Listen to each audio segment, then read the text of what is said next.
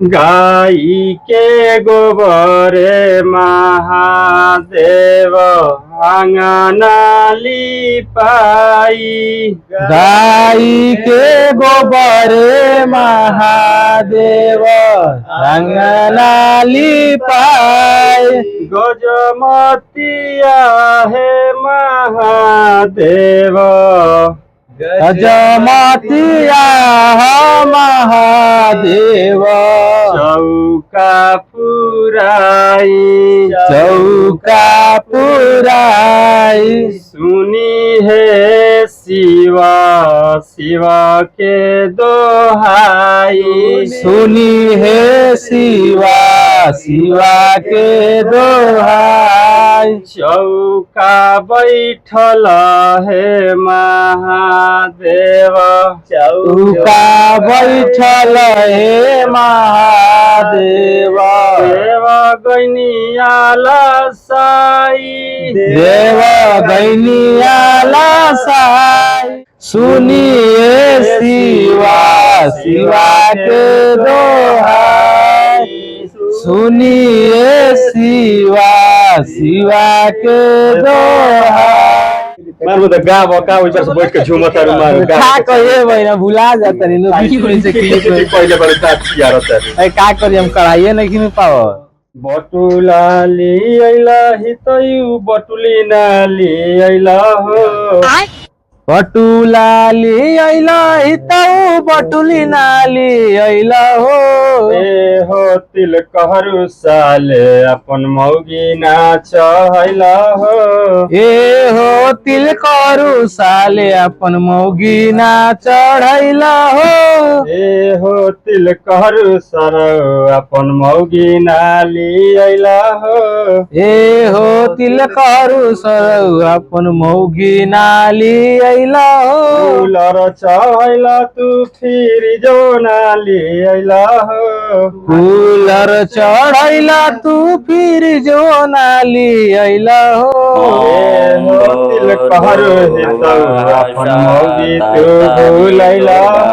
ए हो तिल करू सरौ अपन भौजी तू भूलैला हो। अचान लाली आइला तुम्हारे अंगूठी भूलैला है। चैना नाली आइला तू अंगूठी भूलैला है। हो तिल कहर हितौ अपन मौगी भूलैला।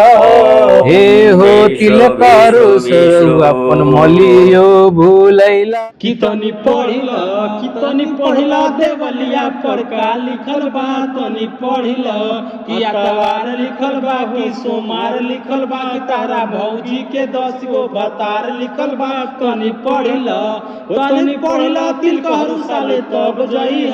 तनी पढ़िला कि तनी पढ़िला देवलिया पर का लिखल बा। तनी पढ़िला कि अखबार लिखल बा कि सोमार लिखल बा।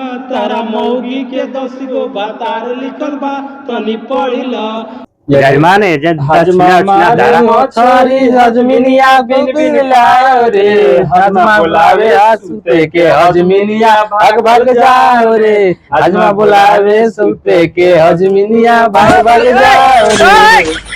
त्वमेव माता च पिता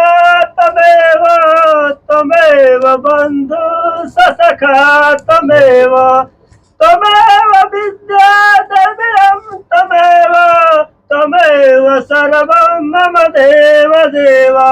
हरि का तीन का पता तीनों का चनार जी। पंडित जी का तीनों भौजैया तीनों का तीनों चिनार जी। हरि के तीन पता तीनों का चनार है। पंडित जी के 3 भौजाई तीनों के तीनों चिनार है।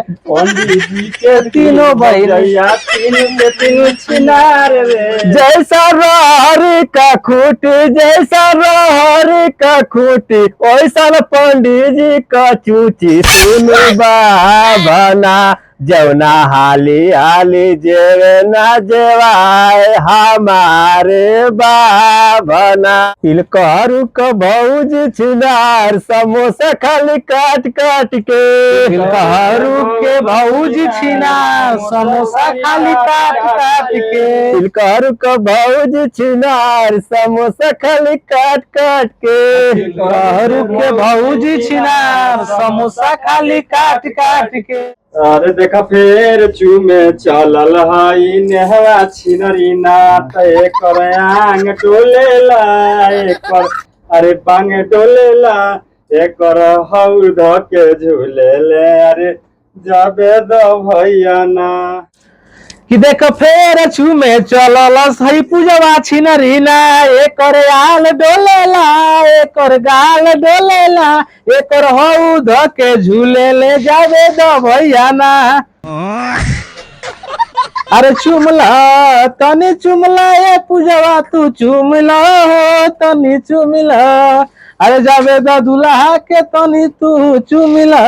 तो सबसे पहले आप सभी को नमस्कार अस्सलाम वालेकुम करना चाहूंगा। तो आप लोगों ने जैसे कि देखा ये सारा वीडियो हम लोग दुबई में रह के ये सारा चीजें हम लोगों ने किया है आप लोगों के एंटरटेनमेंट कराने के लिए। तो प्लीज आप सभी से रिक्वेस्ट है भाई लोग ये वीडियो का आप लोग देखी जा और बहुत ही ज्यादा प्यार सपोर्ट दी जा।